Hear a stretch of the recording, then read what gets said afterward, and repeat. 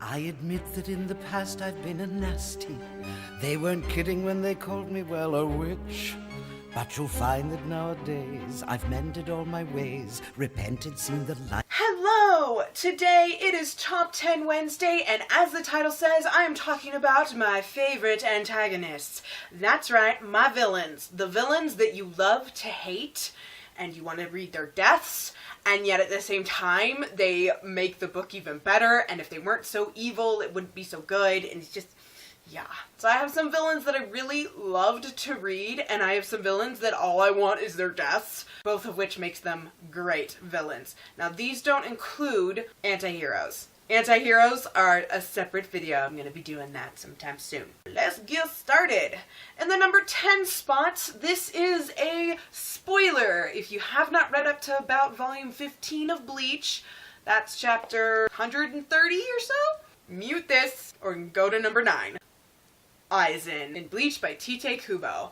Aizen originally shows up as a good guy, you think. He is kind of an antagonist and yet kind of not. He's this mild-mannered captain for the Shinigami. And then you learn that no, this dude be twisted. This dude be evil. Oh my gosh, and when he's arrested, he laughs in the court's face. And you kind of wonder, like, how much does he hate himself? All he's trying to do is make himself part hollow. Because he knows that I don't remember what they're called, names of them are on the screen, but when it's a Shinigami hollow creation, like another spoiler, but like Ichigo becomes, they're stronger than a normal Shinigami and a hollow, and they can take on the big hollows, whereas even normal Shinigami captains can't take them on. So he really was looking for that, and he was willing to destroy the Shinigami in order to get it. He is a monster, and yet he had an anticlimactic ending. He was just kind of murdered by the ultimate villain, who I don't like at all. I think Aizen was the best. I still think the Shinigami arc is the best that Tite Kubo did. In the number 9 spot, we're staying on track with manga here, but I'm talking about Father from Fullmetal Alchemist by Hiromu Arakawa. Father is, and this is also spoilery because we don't even know, other than Father is pulling the strings of these beings with these tattoos that are not human, that are homunculi. He is the homunculi, and all of the homunculi are his children. He took his emotions and made beings based on that. Lust, gluttony, and envy are the first ones we see. All 7 deadly sins are there, and they are scary in some cases, and in other cases, like sloth, they're not that scary. They're just weird. Sloth is weird. Greed is fun. Greed is a load of fun. All the homunculi are great, but Father, the ultimate one, is incredibly evil. And one of the reasons he is so evil and made the list is because how he views humanity. He literally says, I have no quarrel with humanity. Do you have a quarrel with an ant under your boot? And they're just kind of like, blink, blink, blink. What? And it's not even like, you disgust me. He's like, I don't feel any disgust. You're just these beings that are kind of in my way sometimes and often useful to me, that are living your lives, and I don't really care, but you're not going to be able to stop me. I thought that was interesting, the way he was so dismissive of humanity, instead of like, no, I'm so much better, like Loki talks in the Avengers movie. It's not really like that.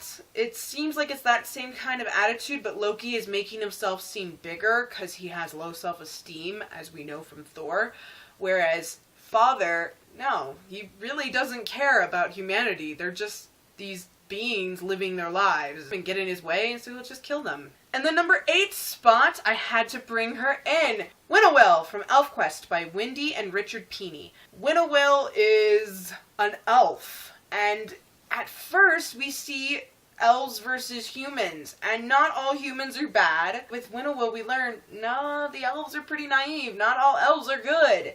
Winnowill is evil, evil, evil, evil.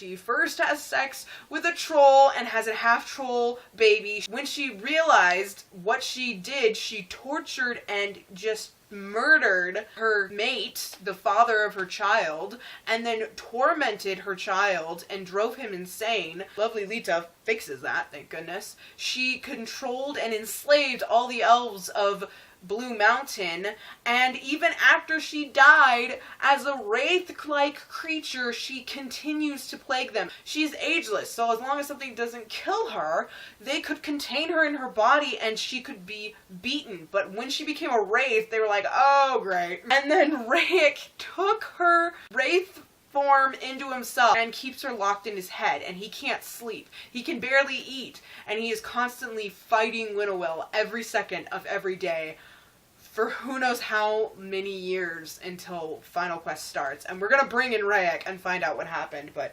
dang, Winnowill be evil. She is evil from the first time you see her at the very end of book 2, and that has not changed. The worst part is that I wanted to read her death, but you knew it wouldn't work. Number 7 is a new favorite, hated villain that all I want to read is her death, and I can't find it yet. And y'all, I have a review for this. I'm gonna link it down below. It was my last book review. I'm talking about Levana from the Lunar Chronicles by Marissa Meyer. I hate this bitch. I hate her. And this book only made me hate her more. She is evil, evil, evil. I can't wait for her death. And again, there's a plot hole in the series and it drives me nuts.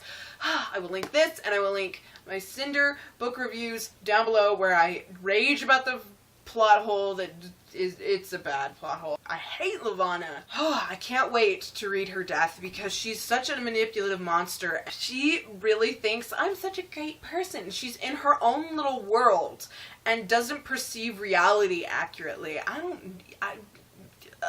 She's so horrible, and what she does in this book is heartbreaking. It's so sad. Oh, I feel so bad for Everett. I feel so bad for Everett and Winter and Celine. Number 6 may surprise you, but I'm going to talk about Lord Frieza from Dragon Ball Z by Akira Toriyama. And this is what he looks like. It's the only reason I have volume 12. There he is, right there. Lord Frieza! Lord Frieza rules over the majority of the known universe in Dragon Ball Z. As big as space is, he owns almost all of it. The rest of it is either unclaimed territory that Frieza's going after, Lord Cooler's territory, which is Frieza's older brother, or their father's. And he basically doesn't rule over it. Technically, everything of theirs belongs to him, but he lets them do their own thing. He's very anticlimactic. But anyway, Frieza is evil. In fact, so evil that Akira Toriyama is bringing him back as the villain in the brand new DBZ movie that is coming out, that just hit theaters in Japan. And if you're one of the lucky bastards that got to see it in LA, I am jealous! Jealous, jealous, jealous. Lord Frieza is so evil. He literally has his soldiers go to planets and kill off everything. And then they eat them quite often. And then he owns the planet. He wipes out the Saiyan race because they bothered him. He goes to Namek to become immortal, and he needs to gather the Dragon Balls, and he gets it by killing child after child after child until the village chief, the village leader, the elder, whatever, the big bopper in charge of whatever small village, because there's not very many Nameks, gives up the Dragon Ball, and then he wipes out the village. And there's this scene where Dende and his brother are running, and so Frieza shoots the little boy right next to Dende. I think it's his little brother, or maybe it's even his older brother, and then it's gonna kill Dende. Oh my gosh. Frieza is so evil. Also, longest fight in cinematic history is between Goku and Lord Frieza. And if you recall, he doesn't die. No. Spoilery if you haven't read it or watched it, but yeah, Lord Frieza does not die by Goku's hand. Someone else kills Frieza because Goku couldn't kill him because Frieza is so hard to kill. There's very little of him left when Frieza comes back. Right here.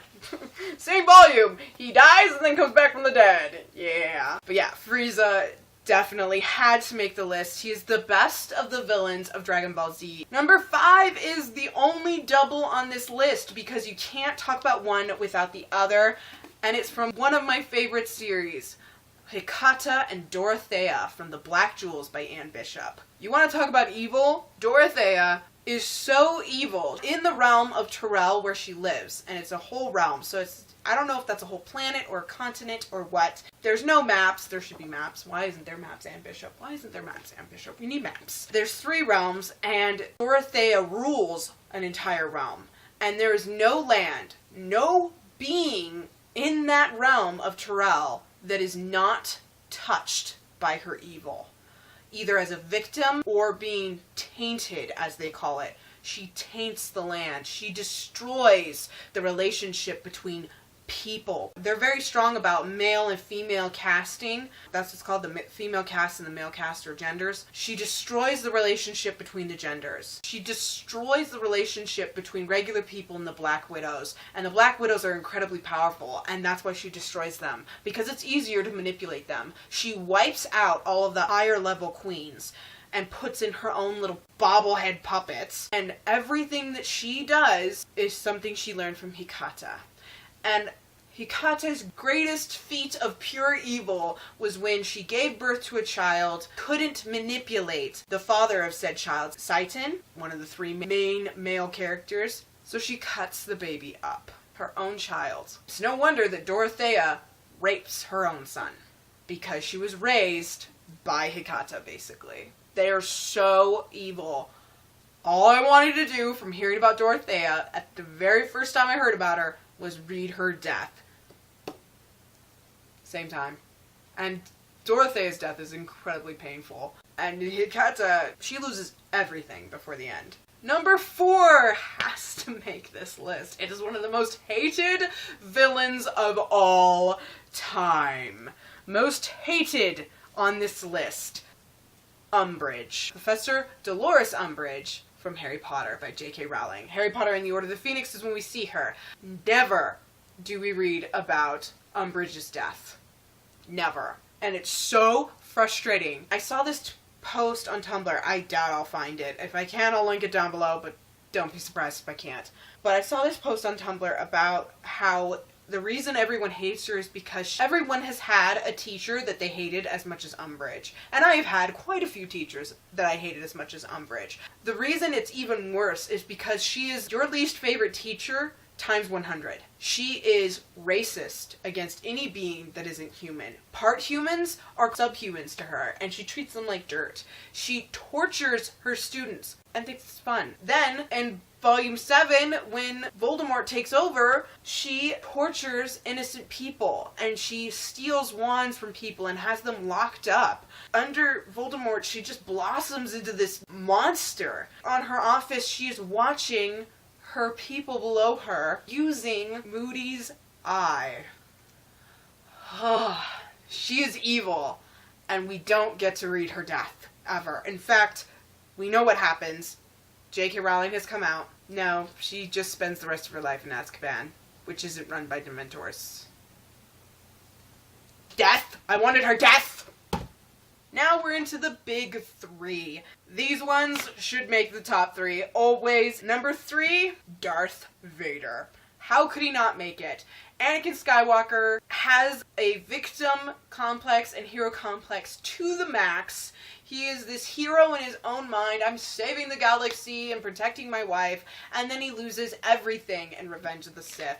And he is left a broken shell of a being that is so filled with hatred for himself that he turns it on the galaxy, destroys planets, and tortures his own daughter, witnesses the torture of his son and doesn't do anything for forever, cuts his own son's hand off. This man be evil, evil, evil. But there is good in him, and he's the ultimate redemption story where he redeems himself at the end and is able to join with the living force at the very end of the Return of the Jedi, showing that he eventually, repented of everything that he did.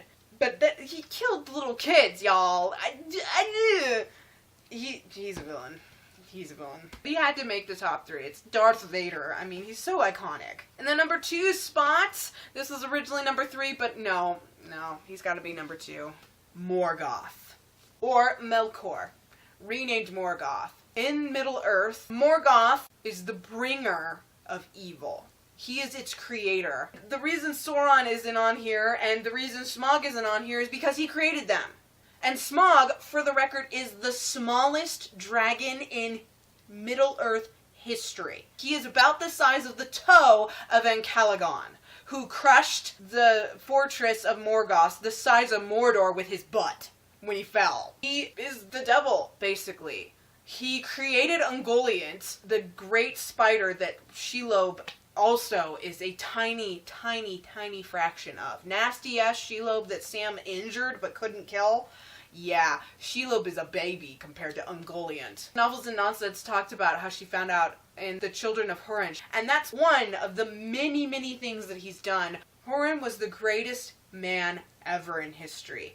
And Morgoth captured him, and he said, what I'm gonna do to torture you for all the things that you've done is I'm gonna mess with your kid. Húrin's son Turin picks up this sword, and it corrupts him, and he slaughters his family, and beds his mother or his wife, kills them both, rains destruction down on his own people, and then kills himself. And Morgoth stood there and laughed. Morgoth is just evil, evil, evil. There's this line in The Return of the King where Gandalf says, Sauron is but a servant. He was the general of Morgoth's armies. Balrog, Morgoth made billions of those. 5 of them could wipe out an elven army. Creator of the orcs, too. But how epically evil he is and all these terrible, terrible things that he's done. I have a number 1.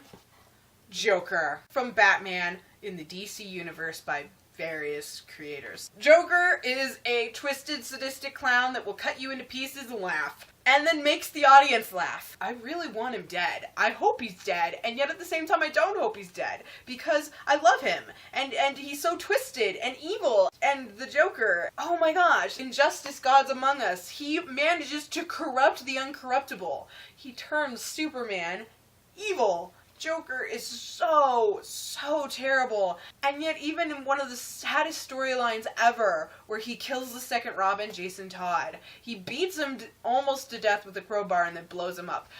But you're laughing at the things that he's saying when he's beating Jason Todd with a crowbar. And it's just terrible, and it's funny, and it's just, that's him. That's the best thing about Joker, is that you love him and hate him and want him dead and don't ever want to see him go all at the same time. He's a monstrous mass murderer, and yet he makes you laugh. Even in this, he made me laugh. The king of all villains of all time is definitely Joker. So these are my top 10 villains of all time. My favorite in comics, books, and manga.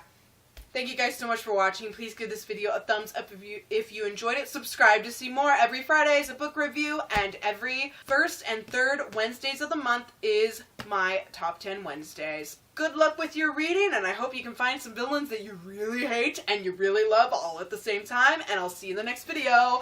Bye!